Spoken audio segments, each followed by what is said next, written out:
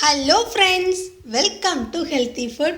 இன்றைக்கி நம்ம ஒரு சூப்பராக ரொம்பவும் சிம்பிளாக பண்ணக்கூடிய ஒரு ஸ்நாக்ஸ் ரெசிபி தான் பார்க்க போகிறோம். இதுக்கு நான் மைதா மாவு 1 கப்பு எடுத்திருக்கேன். இது கூட 1 டீஸ்பூன் அளவுக்கு நான் வெள்ளை ரவை இருக்கு இல்லையா, அது சேர்த்துறேன். சீரகம் 1/2 டீஸ்பூன் சேர்த்துக்கங்க. அதே மாதிரி கரம் மசாலா, அப்புறம் நம்மளுடைய மிளகாய்த்தூள். உங்களுக்கு கரம் மசாலா வேணாட்டி ஸ்கிப் பண்ணிக்கோங்க. கரம் மசாலா 1/4 டீஸ்பூன், மிளகாய்த்தூள் 1/4 டீஸ்பூன் சேர்த்துக்கங்க. தேவையான அளவு உப்பு சேர்த்துக்கங்க. ஒரு 1/2 டீஸ்பூன் அளவுக்கு சேர்த்துக்கங்க, சரியாக இருக்கும். சேர்த்துட்டு இதை ஃபஸ்ட்டு நல்லா மிக்ஸ் பண்ணிக்கோங்க. மிக்ஸ் பண்ணிவிட்டு நல்ல காய்ச்சின சூடான எண்ணெய் 1 டேபிள் ஸ்பூன் சேர்த்துக்கலாம். சேர்த்துட்டு இதை ஃபஸ்ட்டு கரண்டி வச்சு நல்லா மிக்ஸ் பண்ணிக்கோங்க. நல்லா சூடாக இருக்கும். அப்புறமா கையை வச்சுட்டு நல்லா மிக்ஸ் பண்ணிடுங்க.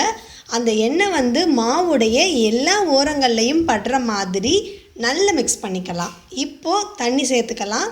தண்ணி சேர்த்துட்டு நம்ம பூரி மாவு பிசைவோம் இல்லையா, அந்த மாதிரி பிசைஞ்சுக்கோங்க.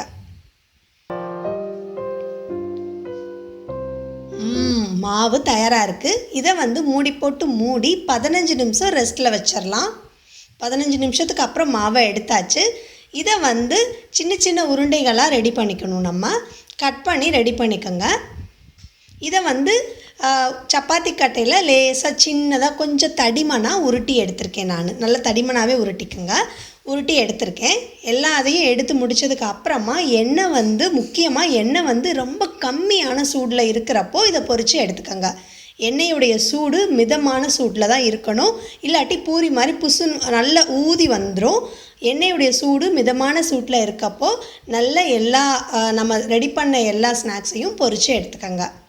அவ்வளோதான், ரொம்பவும் சிம்பிளான ஒரு ஸ்நாக்ஸ் ரெடி ஆகிடுச்சு. சட்டுன்னு ஒரு 10-15 நிமிஷத்தில் செஞ்சிடலாம். கண்டிப்பாக நீங்கள் செஞ்சு பாருங்கள். செஞ்சு பார்த்துட்டு உங்கள் கமெண்ட்ஸ் எனக்கு ஷேர் பண்ணுங்கள்.